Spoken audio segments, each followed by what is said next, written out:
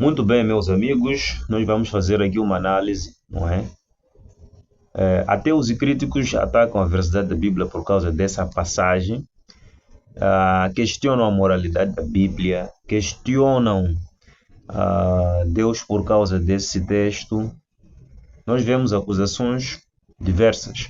Os ateus fazem muitas acusações. Uma das acusações é que Deus não pode ser um Deus tão bondoso e permitir tamanha violência perpetrada contra crianças. Não é? Outra acusação é que a Bíblia é contraditória em relação ao caráter amorável de Deus. Como é que um Deus que é amor vai permitir uma coisa dessa? Vemos no Antigo Testamento ele sendo cruel, no Novo Testamento ele sendo amorável. Então, o que o texto diz? O texto diz o seguinte, segundo as Reis, capítulo 2, verso 23. Então subiu dali a Betel, e indo ele pelo caminho, uns rapazinhos saíram da cidade, e zombavam dele e diziam, sobe calvo, sobe calvo. Virando-se para trás, viu-os, e os amaldiçoou, em nome do Senhor. Então 2 ursas saíram do bosque, e despedaçaram 42 deles. Dali foi ele para o Monte Carmelo, de onde voltou para Samaria. O texto diz isso. Como é que nós vamos entender esse texto? O que aconteceu de fato? Quais são os antecedentes que o texto nos mostra? Se você recuar a Bíblia, para o capítulo 2, você vai perceber que havia uma informação que o Espírito Santo havia dado a Elias de que ele seria transladado vivo. Elias recebeu essa revelação de que ele seria transladado. A escola dos profetas que estava em Jericó e os profetas estavam ali receberam também a mesma revelação. Eliseu também recebeu a mesma revelação. Esta informação chegou a esses 3 grupos. E posteriormente essa informação chegou também às demais pessoas, inclusive os rapazinhos que nós vemos aqui na passagem. Souberam deste acontecimento, que foi um evento solene. Nós vemos que isto aconteceu. Estavam numa situação muito crucial naquela altura, porque era a altura em que devia se fazer reformas. Eliseu foi chamado para fazer reformas em Israel. Por isso que ele, por entender a necessidade de fazer reformas, pediu porção dobrada do espírito de Elias. Elias foi arrebatado depois de atravessar o Rio Jordão, e Eliseu agora faz uma viagem de Betel até Monte Carmelo. Temos que entender esses 2 lugares. Betel é o local, se nós recuarmos as páginas, vermos a história de Jeroboão, o primeiro rei de Israel do Norte. Jeroboão, em Betel, colocou um bezerro de ouro e outro colocou em Dan. Então, em Betel havia um centro de adoração pagã promovida por Jeroboão. E esses rapazinhos saem de Betel, saem da cidade, como vai dizer o texto. Então, aqui alguns autores vão dizer que provavelmente esses rapazes pertenciam a alguma escola idolátrica. Outros vão dizer que esses rapazinhos eram até profetas de algum culto pagão que acontecia ali em Betel. Quando Eliseu estava a ir para o Monte Carmelo, se nós relacionarmos com Elias, veremos que foi ali onde Deus falou com Elias. Então, depois dele pedir porção dobrada do espírito de Elias, Eliseu vai agora até Carmelo para poder, provavelmente, fortalecer ainda mais seu ofício como profeta para a árdua tarefa que ele tinha pela frente. E nós vemos que essa informação chegou a todas as pessoas, porque mais tarde, os próprios profetas que ficaram a olhar a Elias à distância com Eliseu, eles correram e ficaram uns 3 dias a procurar Elias e até relutaram com o próprio Eliseu. Falaram que, olha, nós vamos ter que procurar ele. Pode ser que o Espírito de Deus levou ele para um monte, uma colina, e podemos encontrar ele. Depois deles procurarem por 3 dias, voltaram e disseram a Eliseu que não estava mais lá. Então, este episódio realmente chegou a todas as pessoas. Os rapazes souberam desse episódio e quiseram de propósito zombar disso. Note que a zombaria que eles fizeram não foi primeiramente sobre a calvície de Eliseu. Eles vão dizer assim: sobe calvo, sobe calvo. sobe calvo, sobe calvo. Sobe calvo. Por que sobe? Porque eles estavam relacionados com a subida de Elias.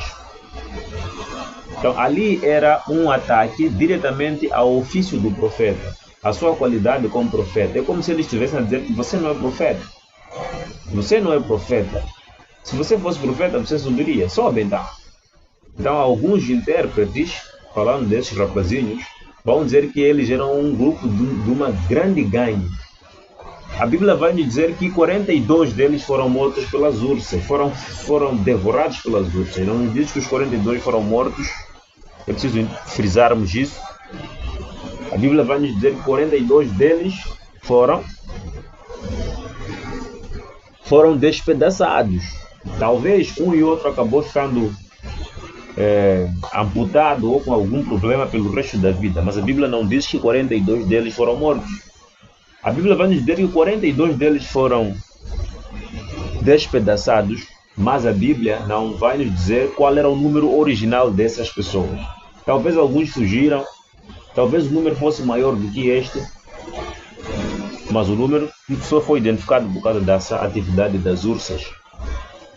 E nós começamos a ver mais alguma coisa aqui. Esta gangue, eles não eram rapazes no sentido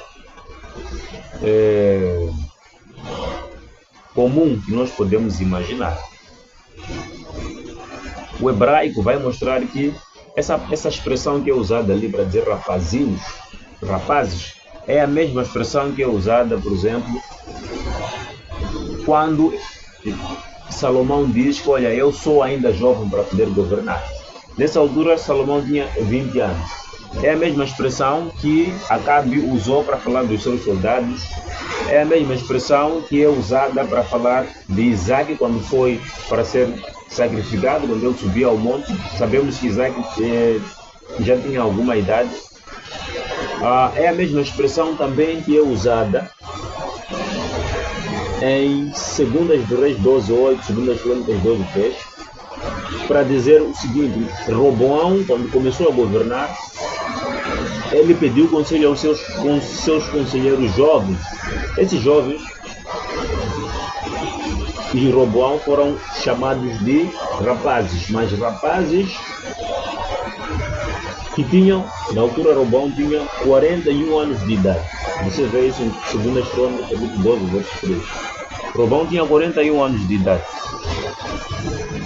mas foi chamado de rapaz.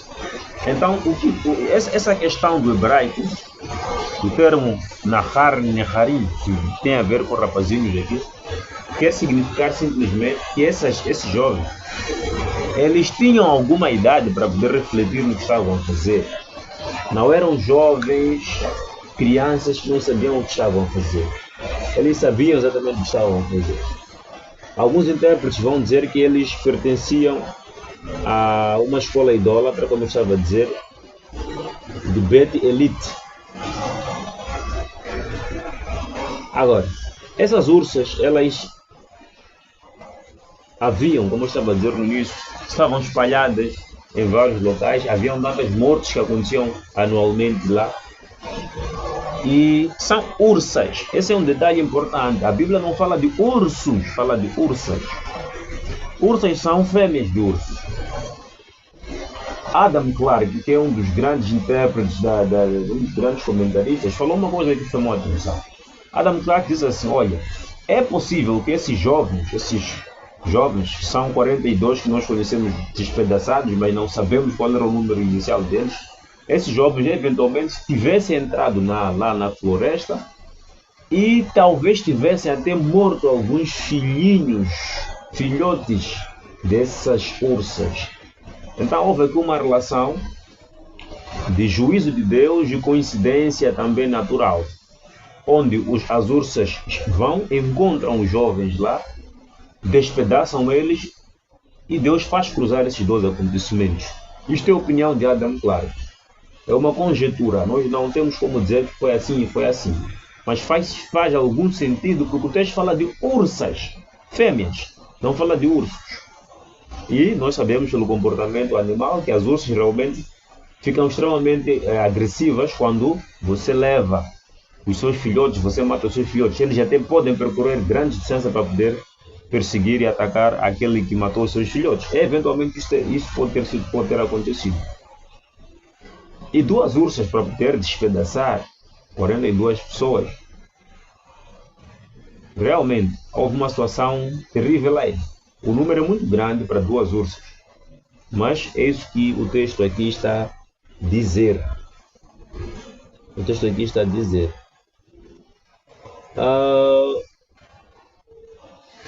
Agora, vamos para justificar o profeta. O texto bíblico diz que Eliseu olhou para trás, amaldiçoou eles em nome do Senhor. A Bíblia não está a dizer que Eliseu amaldiçoou eles, dizendo: Senhor, traz ursas para poder por favor, traz as ursas. Não foi assim que Eliseu disse.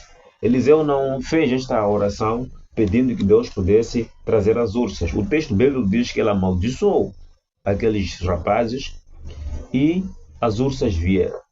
Então tudo indica que foi Deus mesmo que acabou enviando essas ursas para devorar aqueles idólatras, para devorar aqueles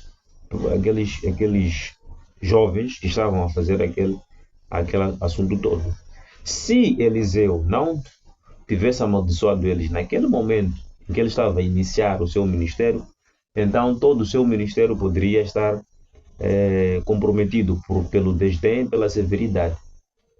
Alguns podem ter feito essa questão na tentativa de fazer com que ele pudesse ficar fraco. É bem possível que dentro daquele ambiente ali, quando estavam a fazer essa zombaria, o território, vamos por assim dizer,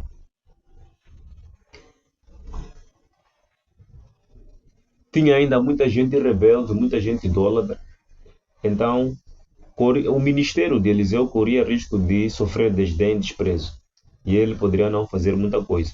Talvez, como alguns intérpretes vão dizer, mais adiante outras gangues, outros grupos poderiam se colocar em frente do ministério de Eliseu, ridicularizar o ministério dele e até podiam cometer assassinato.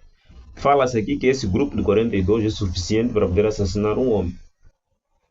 Então é bem provável que esses jovens poderiam até ter assassinado Eliseu e posteriormente pudessem criar um alvoroço em Israel e começasse a ver essa desordem toda em nome da idolatria e tudo mais. Então era necessário que ele fosse severo na sua repreensão. A bondade tem seus limites, vai dizer Ellen White, dentro desse contexto, e Deus mesmo é que acabou mostrando para limpar a barra. Deus acabou criando uma situação que fez com que todas as pessoas respeitassem Eliseu e o seu ministério. Daí nós vemos que passou todo esse tempo que ele teve o seu ministério e não teve problemas com relação ao seu ministério.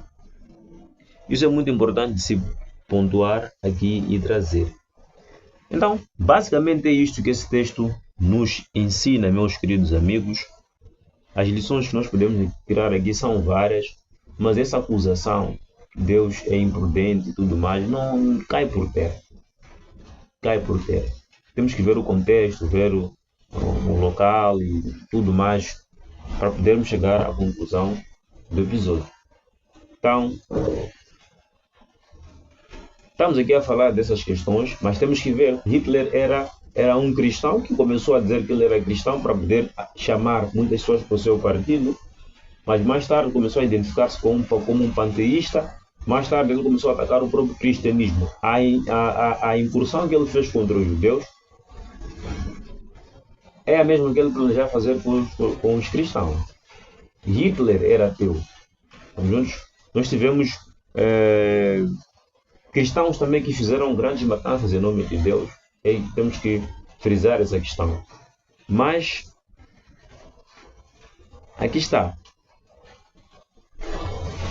Nós vemos violência todos os dias na televisão, nos filmes, vemos isso nas redes sociais e a gente não fala nada. Nós não nos posicionamos. É interessante como os ateus são. Essa violência que está aqui no texto bíblico, o ateu consegue apontar e dizer: olha lá, está aí uma violência na Bíblia e tudo mais. Mas a violência na televisão, o ateu não se posiciona. A violência que ele vê nos telejornais, ele não se posiciona como ele se posiciona diante da Bíblia. as metanarrativas que você encontra na mídia que promovem violência, o ateu não se posiciona, só se posiciona com relação a Deus. Então, a visão dele é uma visão também enviesada. Ele também tem uma lente pela qual ele quer ver certas coisas. Não é? Então, com relação à Bíblia, cristianismo, essas pautas cristãs, ele acende a sua tocha, foca aí o problema, ou o suposto problema, e começa a tentar levantar como se todo o problema do mundo fosse a questão da existência de Deus. Isso é muito interessante. Olha, o cristão, quando fala do ateu, ele nunca vai dizer que os ateus são o único problema ou o principal problema do mundo. Mas se você pega um ateu e pergunta qual é o principal problema do mundo, na tua opinião, ele vai dizer que é a crença em Deus, o cristianismo e tudo mais. Mas ele não fala da violência que acontece, não fala de outras questões. Claro, não estou dizendo que todos fazem isso, existem ateus militantes por outras causas. Mas parece que eles têm essa tendência a dizer que todos os problemas surgem do cristianismo. E nós não dizemos que todos os problemas surgem do ateísmo. Nós falamos que nós nascemos com este problema. Seja você ateu, seja eu cristão, todos nós temos um problema em nossa natureza, que é o problema do pecado. Então é muito importante a gente pontuar também essa questão. Meus queridos amigos, o tempo aqui já está a esgotar, o vídeo está a ficar longo, mas eu acho que já temos aqui a explicação. Resumindo, não é porque Deus é amor que Ele não vai exercer justiça. Deus estava a pensar num bem maior. Era necessário que a idolatria fosse extirpada. Os cultos idólatras que aconteciam nessa altura ali na Palestina eram cultos que envolviam sacrifício de pessoas, eram cultos que envolviam promiscuidade sexual. Então, a humanidade, de um modo geral, se corromperia, estaria destruída por causa dessas situações. Então, houve necessidade de Deus intervir nessa altura para poder gerar uma reforma e trazer padrões bíblicos para poder reformar as pessoas e garantir bem-estar social e espiritual. Não eram rapazinhos, meus queridos amigos, eram jovens sabendo o que estavam a fazer, provavelmente idólatras, provavelmente pessoas que foram atrás do profeta para poder descredibilizar ele, ridicularizar, numa atitude de desafio contra Deus e contra o profeta. O desafio foi feito primeiramente em relação à subida de Elias, por isso disseram sobe, depois falaram do calvo, não era uma questão só de zombar da calvície dele.